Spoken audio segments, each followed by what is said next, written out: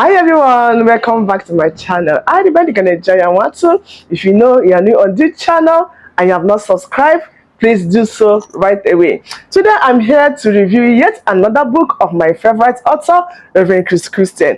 And the book I want to review today is The Infinite Power of Light. The Infinite Power of Light. This book is among the newest books of Reverend Chris Christian. And this book is 10 chapters. I'm here to give you a summary of this book. So let's get started. Okay, now God understands the power of light, and through it he has been able to keep his legacy on earth. Everything that is important to God tilts towards light, including money. Yes, including money. Every clear destiny is often guided by a particular light. Greatness and prosperity can only manifest through light, not sweat. Through light, not sweat. All redeemers redeem through light.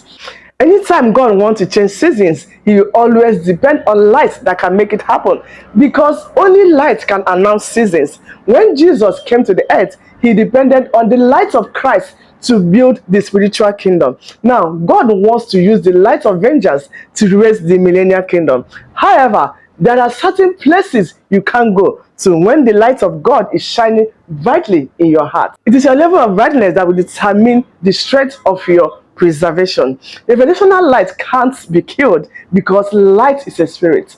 Jesus built his church on revelational light.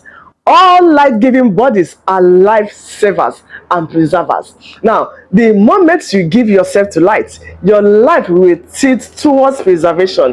The path of preservation is the true path of dominion.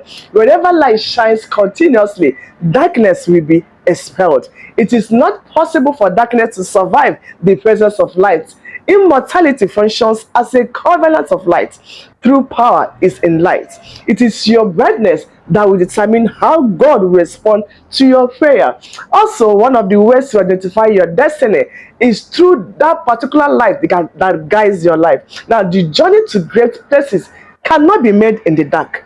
Light always make demands on sacrifice and foundation. The foundation has no light, God will not elevate it. God will only wait for the people consigned to produce the right light before he can elevate their foundation. Every great destiny can only be forged by its light. A destiny can be aborted when people willingly ignore the light that should establish it. It is possible to know the kind of life a man is living just by looking at him. There is no blessing that is greater than light. There is no blessing that is greater than light. Now, a man's life is his light. The light in every man represents the God in him. You cannot claim to know God when you are walking in darkness. Light provides the right platform for knowledge. When you see how people live, it will be possible for you to interpret their destiny from their light. Light and truth cannot be separated. This is why people that have a lot of light in them cannot err easily. Brightness is synonymous to truth. No amount of money spent on gaining knowledge is too much. The principal work of the deceiver is to turn man away from light.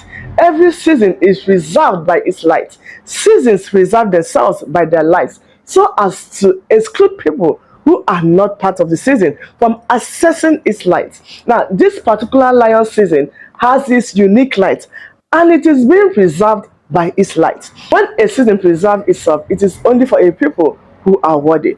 Whatever is important to God is reserved for the worthy, and men make themselves worthy by having access to the relevant light of a season. Important seeds are also protected by light. Any destiny which God did not connect men to through light is already stolen, and men will eventually lose such destiny. Again, just as the spiritual kingdom has a key, the millennial kingdom also has its key. You cannot be part of a kingdom without its key. Out of everything God markets, light is the most expensive. Training generates strong economic value. Esther, from a tender age, knew that if the throne had value, then it would demand an equivalent value.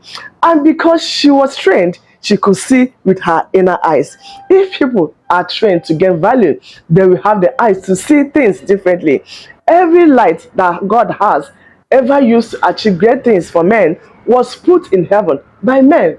The difference between one person and another is the intensity of their light, and it is what represents them before God. Consecration only cannot make one popular, but light can. So, in conclusion, the lion light is the light of immortality. The lion is immortal because of his unique light. If a man is part of program of God in a particular season, God will never separate himself from the man. Only with the light in men can dreams materialize. It is only the anger and brightness of God that he wins the highest of his battles. When God incarnates through anger, which is utter brightness, it means that he has exhausted his strength. Revelational light is a cloth. Adam became naked because his revelational cloth was removed through fellowship. When people meet you, they will see the light in your eyes and its brightness. Many have the eyes of the Lamb, while only a few have the eyes of the Ancient of Days. The eyes of the Lamb cannot be used to interpret rapture. Only those who have the eyes of the Ancient of Days can interpret rapture. When you have enough light, you will receive power over your life, particularly the light of immortality. If you will not die, only the light of immortality can shield you. That'll be all for today. Thank you for listening, and I hope you got something from this summary. And I would advise you get a copy for yourself and read it in between lines for you to get all that is written in this book. There are so many knowledge written in this book which is waiting for you to grab. So get a copy from Shekinah Bookshop at Locust Army International Headquarters Church, Aja, Lagos, Nigeria. Or you can visit the website www.shekinahmediahouse.com to get the e-copy. I will see you again in my next edition with another interesting book of my favorite author, Reverend Chris Christian. I say the Anwatu. See you again in my next edition. Bye.